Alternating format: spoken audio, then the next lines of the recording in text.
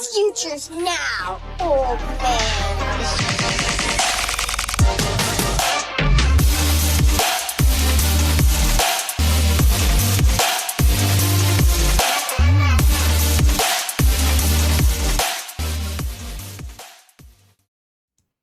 What to do?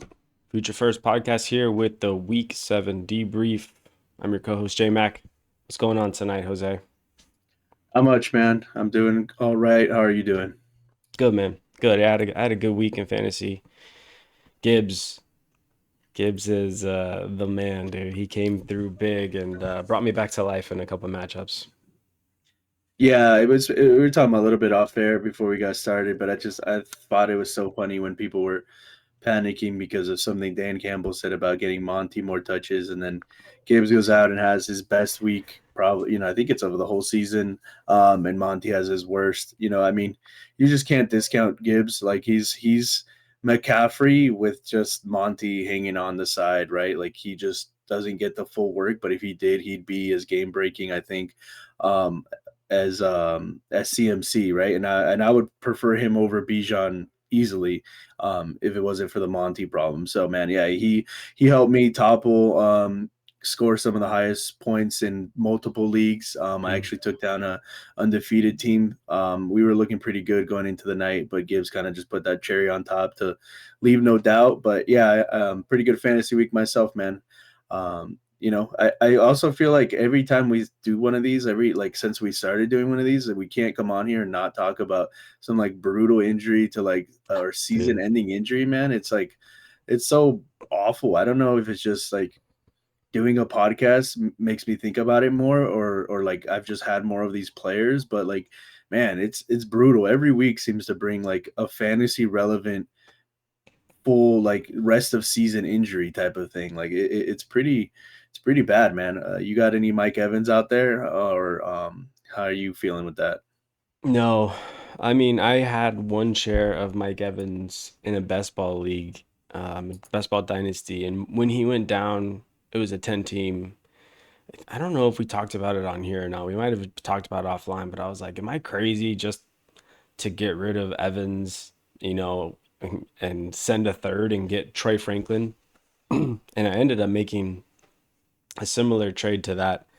I think I sent Evans in a third and I got a second, and then I used that second to go buy Troy Franklin. And yeah, I don't know. It turned out to be an okay move, retroactively, but I still didn't really feel great about it. When as soon as I saw Mike Evans was coming back and playing football, I was like, man, I wish he was on my squad.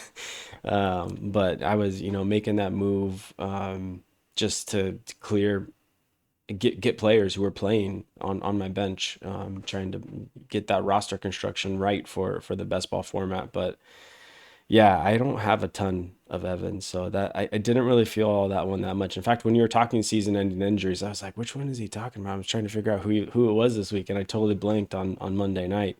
But it sounds like you got some Evans.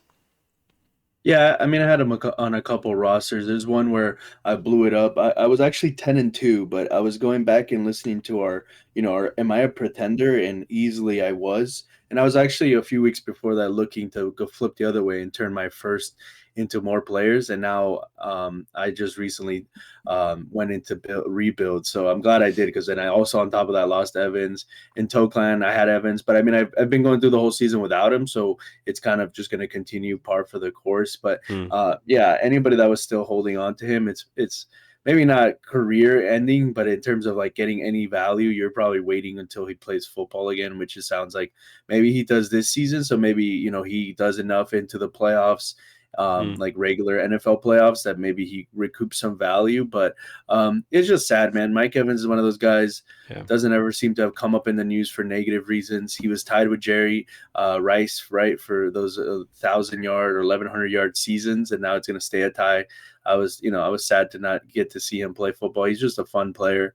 Yeah. I do think, I don't know what was going on with the turf they were playing on Monday night in those games, but it felt like every time somebody was falling on the ground, they were whiplashing their head and getting concussed. You had Nico Collins, who now is on a concussion protocol, but Mike Evans had a nasty fall. I think it was a quarter before he got injured where his head snapped. He got up groggy. I guess they checked him out. I didn't really see, but he went back in. But it looked like maybe they could have saved him from himself and taken him out early. But it just seemed like everybody was going down and getting checked for a concussion. It was kind of wild. But yeah, man. I mean, Evans is just a good guy to watch play NFL football. So it's sad to see, his career is kind of come into the twilight zone here. But Yeah, yeah, man. I mean, let's talk a little bit more positive things. Who were let's the do it. standouts that we talked about Gibbs, right? Awesome game Monday night. Who were some other guys that you were happy to see and popped off? Um, yeah, let's see. I mean, Jonathan Taylor had another really big week. Christian McCaffrey had a huge week on the running back front. I think those guys were 1, 2, and 3 if I'm remembering correctly. Um, yeah, I had those two guys are on one of my teams, that same best ball team where I sold Mike Evans, and they are just kind of keeping that team just chugging, man. I mean, they scored almost 100 points in that format alone, just between them two. That's crazy. And yeah, man, Christian McCaffrey is so good. I love having him on my fantasy football teams. Yeah, I mean, those are the usual suspects. I think a couple of shout outs to a couple other running backs. You had Judkins come back to life, looked Yeah, really good, looked explosive. He looks like the best thing going for that entire offense, really. And then another surprising guy that's just keeping it going, right? I think we talked about the Ben Johnson effect, but now we even got a little bit of the lightning and the thunder there in Chicago with Kyle Monangai and DeAndre Swift. I mean, DeAndre Swift looks legit. He looks like a real RB1 that you want to be trying to maybe acquire, or if you have on your teams one of those late drafted guys. Yeah, and in terms of running backs, I mean, we talked a little bit. Chase Brown came back. I know we talked about that on Thursday. Javante continued to have a pretty good that's game in huge. terms of, Yeah, he had over 100 yards, another touchdown. Um, and the Seahawks guys, I don't know, I mean, that's not necessarily positive news. You had two touchdowns from Mr. Vulture himself. I mean, I yeah. think that should just be his nickname. Yeah, Charbonnet taking two touchdowns away from Kenneth Walker, and I think it just speaks volumes to what they think they have there. I mean, NFL terms, it makes sense, but they were trying to ice that game after, I don't know how the Seahawks won. I guess that's just how bad the Texans offense is. But Charbonnet was the guy at the end of the game. There was no Ken Walker those last like 2-3 possessions. So he seems like the guy they trust. Guy they trust to kind of salt the game away at the end there, and the guy they trust around the end zone. So I think if you're a Kenneth Walker manager, if you haven't gotten out now, I don't know if there is really an opportunity. It Mm, feels like the script is kind of flipped, where now Kenneth Walker is a handcuff to Charbonnet, where you're not hmm. hoping for injury, but if like Yeah. Charbonnet were to go down, then you'd be a lot happier with Kenneth Walker, especially because he's Charbonnet's the guy getting the touchdown. So, but yeah, man, I mean, moving on to some of the wide receivers, unless there was another running back you wanted to talk about. I wanted to highlight one. Brashard Smith is getting involved, Oh yeah. which is really interesting. I mean, I think a lot of his usage came in the fourth quarter, but I mean, even before that, he was getting really involved with. He had 5 receptions last week. And Um, not just that, he only had one carry less than Pacheco. yeah, So he got involved even running the ball too. I mean, he wasn't super effective, but Kareem Hunt seems to be going by the wayside, and I yeah. completely agree with you, man. He's somebody to watch for sure. Yeah, he is. So yeah, I think he was like the last guy that I just wanted to touch on. And then yeah, for Kenneth Walker too, I just want to say I'm interested to see where he goes next season. I mean, it's probably not going to be with the Seahawks, but it'll be interesting, right? And what kind of contract he gets, something to watch on. I'm not necessarily hopeful, but I'm curious. But yeah, Yeah, I let's mean, he go ahead. Sorry. Oh, I was just gonna say he definitely seems like a guy. Maybe if you're getting set to come out of maybe a rebuild, that you could look to acquire on the cheap as a running back, just gambling that he gets a good contract. But yeah, I mean, moving on to the wide receivers, I just wanted to Receivers, shout yeah. out. Yeah, just wanted to shout out my guy JSN. So we were talking about the Seahawks. I mean, the breakout is already happened. He's here. He's elite. He's He's everything so you good. want. And it just continues to happen, man. And he has a good connection with Darnold. It's awesome, man. What other wide receivers stood out to you though for this week? I mean, Jamar Chase was great, right, with his bajillion targets that he had.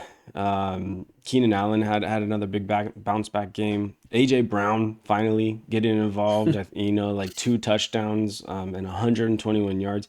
Him and Devonta Smith put up over 100 or over 300 receiving yards between them. I don't know what happened, man. It's like they had some kind of curse on them where they couldn't get them involved, and now that's lifted, and now they're just I don't know. I'm kind of hopeful that they just go haywire. Um, yeah, I don't know. Travis Hunter looked okay getting that bomb touchdown. I'm curious to see if that can kind of continue. Brian Thomas Jr. still continuing to drop the ball and not show any sort of connection with Trevor Lawrence. Amon-Ra St. Brown had a big game too on Monday night. Devonte Adams, 3 touchdowns in London. That was huge for us on one of our teams, having him put up what, like 20 something points for us. Yeah, I mean, it was pretty wild. It was like 3 1-yard touchdowns, right? And so he had like 20 points with like 30 yards, which was just wild. But I Yeah, mean, hey, that's what you get I'll from take it. touchdowns. Exactly. Yeah, 100%. Major Brown, yeah, like another guy it's nice to see. I don't know how much you can rely on this Eagles Yeah, passing game, but it's nice to see them, turn around. I'm buying. I already told you I'm buying. Yeah, and I mean, a guy that I was really surprised, and especially now with the Mike Evans injury, Igbuka, right? It might have been, looking back now, it might have been bad, not process, but just the way things are going to play out might have been bad advice to sell high on Igbuka because Right. now without Mike Evans, Godwin is hurt, and they have nothing really else going. He's going to be the wide receiver one and continue to be that for the rest of the season, at least the Yeah. fantasy relevant season. So if you were able to sell high and get like a Chase or get like a CD, like our trade that we made, I'm not unhappy because we got CD and you now that CD's back, you see what he is, and I think CD has the higher ceiling in terms of what he can do. He's just a better NFL player, I think.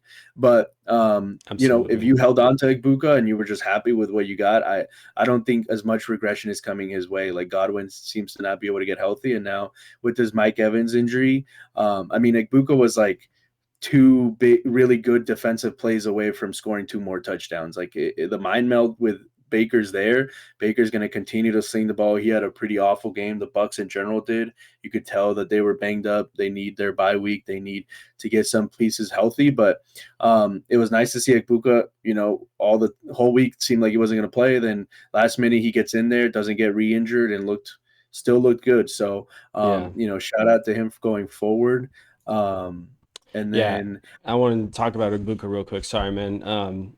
Yeah, he's like wide receiver 6 on the season right now. And I mean, it's not by like a wide margin or anything. Like, I mean, the gap between him and the wide receiver 5 is bigger than him and what is the wide receiver 7, which is George Pickens at 5 and Keenan Allen at 7. But it's still, I don't know, man. Like, regression is coming. We've already seen it hit these past 2 weeks for him. Like they haven't been great. Like I still think like it that was, even though it was the right process move, I think it might end up being the right move overall right now.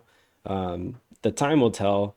But yeah, I mean, we were talking about how Tampa Bay may be the guys to buy into for the wide receiver matchups, but we also were talking about how Baker might be a little bit overrated. And I feel like some of that showed up in a tough matchup against the Lions. So that'll be interesting to track going forward.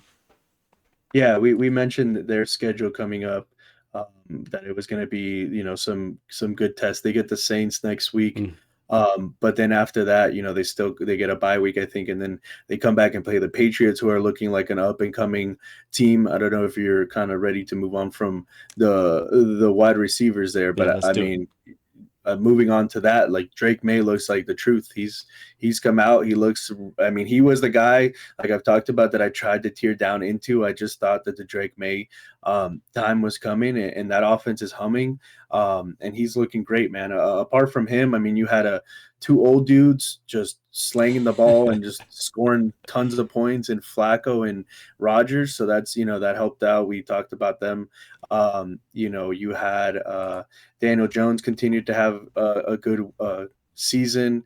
And who else? I think Mahomes, as we've talked about, Mahomes is continuing to just do his thing. I thought that a prop bet on Rashid Rice touchdown just seemed like the most obvious thing. They were gonna make sure, the Chiefs are treating him like he came back from being almost an assassination attempt. Like he is the person, not that he almost killed somebody, but like they're treating him like, he's their safe. I don't know. But it was just seems so obvious. And even on limited snaps, he had two touchdowns. It just looked great.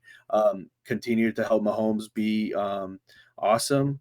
I'm sure there's a couple other quarterbacks I'm Yeah, forgetting. Any of man. you want to The shout out? number one, Bo Nix on the Oh, that's week. right. That's Dude, right. I mean, he didn't even play like a full game. He played one quarter and put up 33 points with two rushing touchdowns, tossed two touchdowns on top of that. Yeah, man, he had a wild week or a wild quarter, depending on how you want to look at it.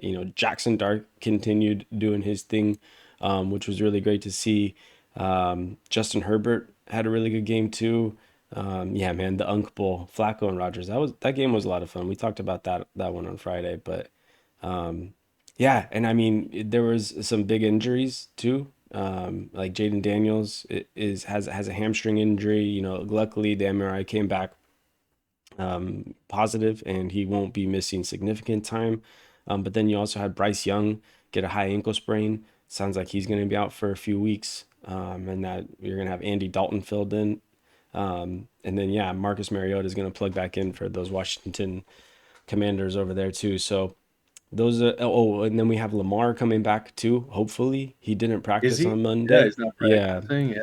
Yeah. Well, I guess that was the bonus practice, right? So if we can get him in there tomorrow on Wednesday, then we'll feel better about it. I think that'll be the better indicator there. Yeah, I mean, and just shout out since you spoke about Dak. Dak continues to do his thing. Three more touchdowns, no picks.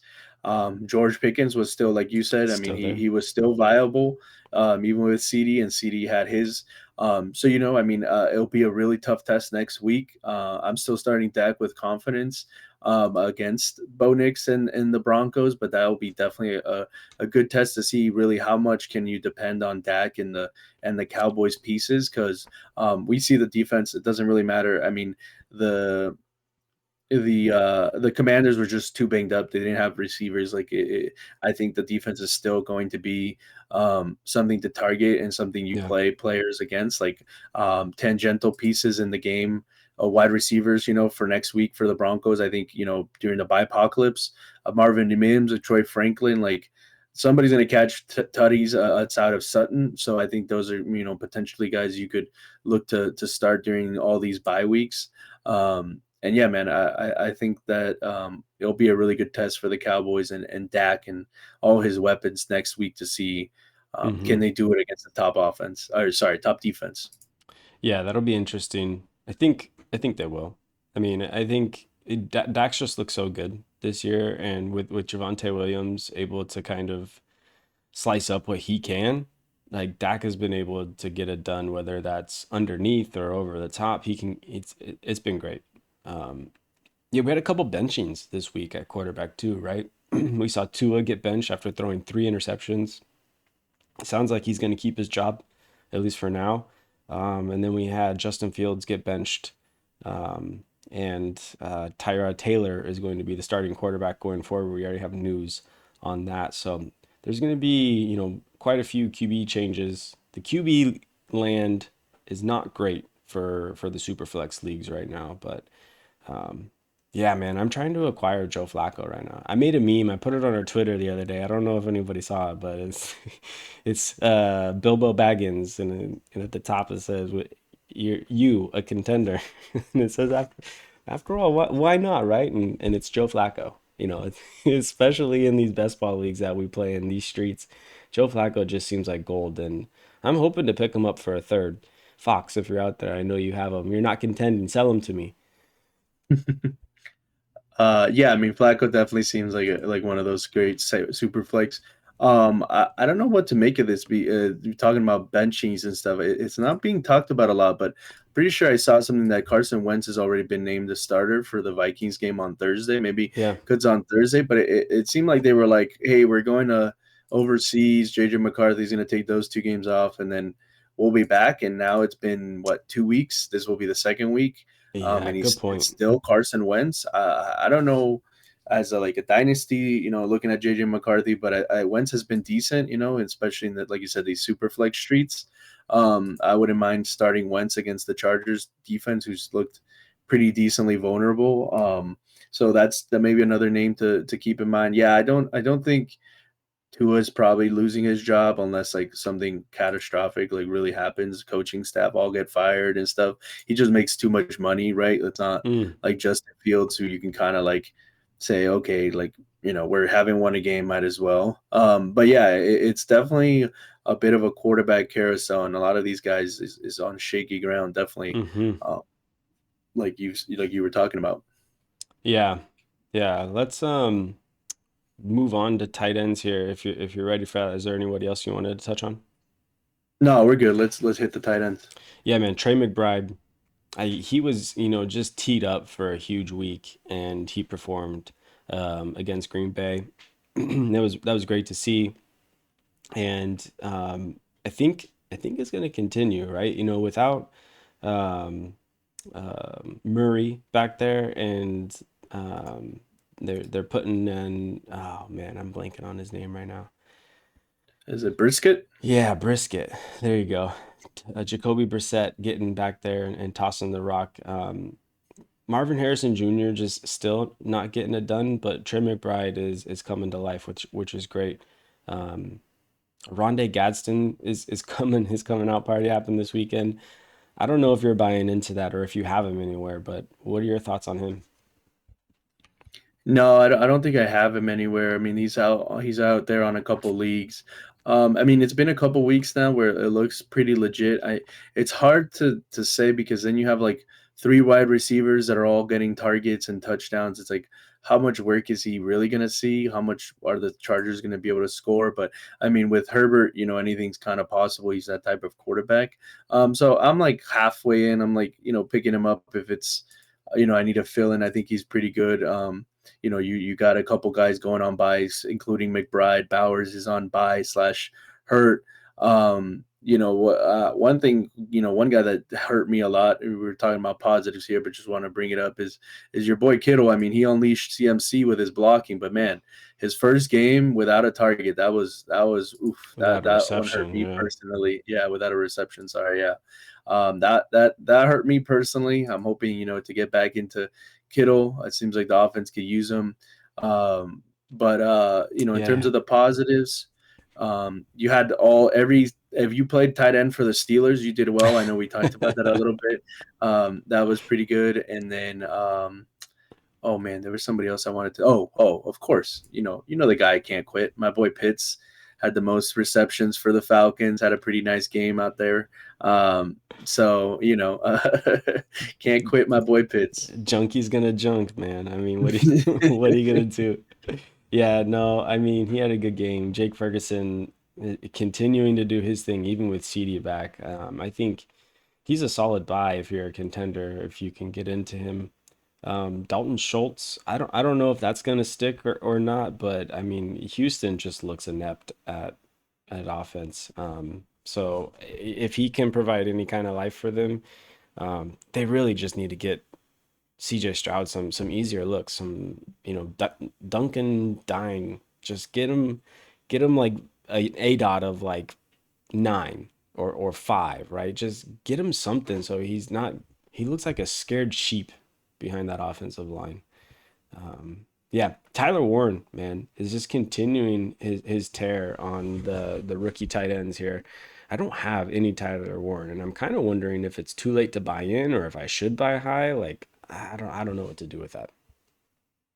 Yeah, I mean, tight end, especially at least in Dynasty, is not a position I like to buy high. If I can't get in, into elite through like a draft or before the breakout happens. I'm usually just buying like a Ferguson, who even if they're having a really good season, I feel like he'd still be cheaper right now to Yeah. buy, like you were saying, as a contender than a Tyler Warren in a dynasty league, just because he isn't elite. Like he just the way he's used in that offense, and he did get paid. So I mean, maybe people have come around, but I feel like he's more of a guy you could go acquire. I'm just never really looking to buy high or expend a lot of resources unless it's like a high tight end premium, because they are so kind of,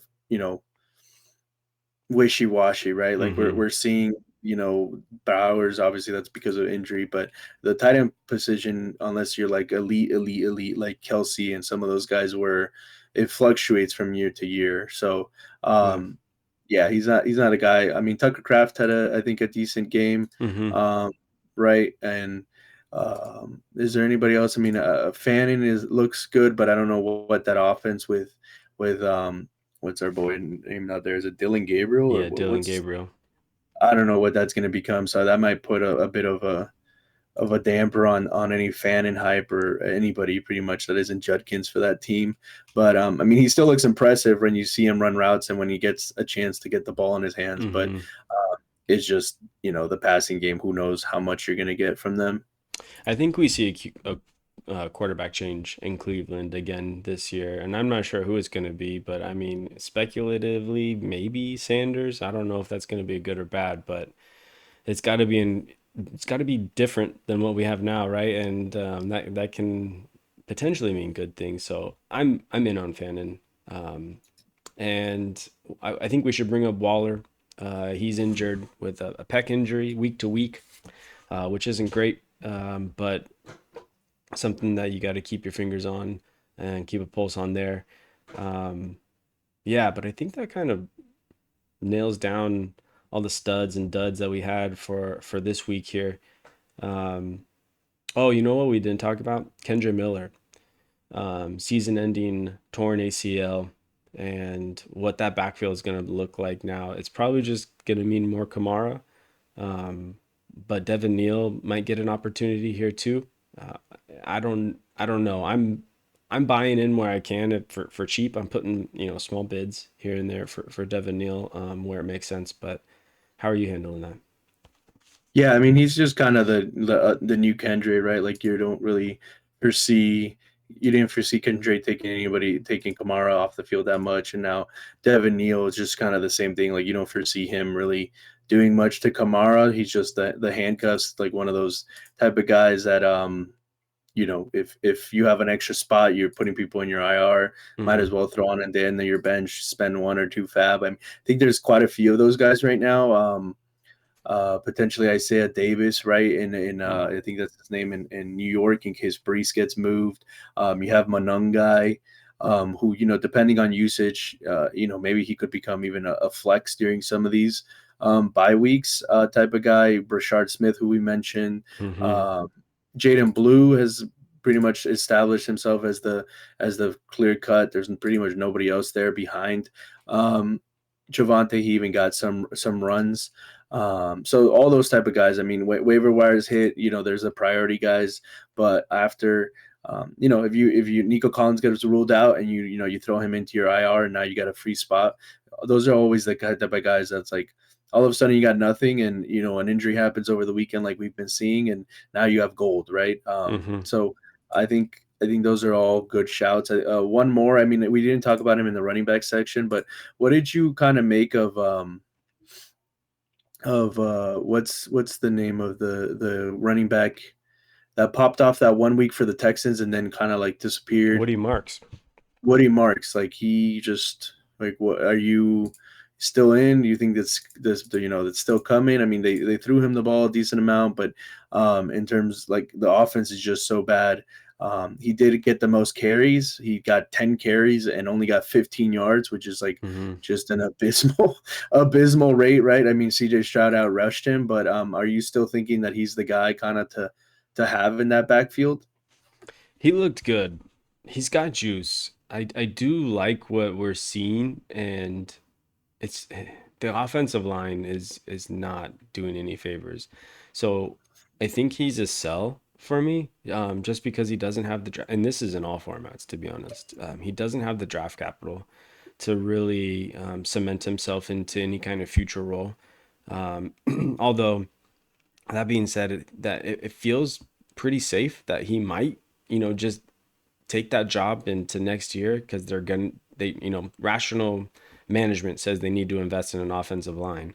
But that doesn't mean that they don't take a flyer on like another running back later in the rounds or something like that. And for this year, if you can sell him on just volume alone, in like redraft leagues, then yeah, I probably would. I don't see him being a league winner. And he's at best going to be like a bye week fill-in, and I'm not really looking to stash that kind of player on one of my squads there. Yeah, and in Dynasty, I'd be trying to get out if you can. But I think the hype, the wave is coming down from that, and I don't think there's much that you can do to kind of help that out. But if you can, I would. Yeah, 100%. I think I'm pretty much there with you on the Woody Marks hype. Maybe something turns around, but it's kind of in the Genty role, and he's just a lot less talented player, right? Like his O line is just so bad that it's hard to see how he scores enough points to be really relevant for your team most weeks. So, but yeah, man, I think we did a great job covering a lot of this stuff for our debrief, our little recap. Hope you guys are enjoying these episodes. Anything else you want to hit, Jmac, before we hit the outro? You had to stick that Genty knife right before we ended, man. We almost got out of here. We're just forgetting about him, but that's not good, man. But no, man, we're in the outro here. It's been fun. I always look forward to these. It'll be another episode coming up here. We'll get it out to you guys on Monday. But yeah, thanks for everybody for listening. And Jose, I'll pass it to you to say goodbye, man. Yep. Thank you all for your support. If you have comments, thoughts about what we're doing, please keep sharing them, whether in comments. If you can like, subscribe, hit a follow, hit the little thumbs up. You follow us on X, Twitter. That'd be awesome. See you guys.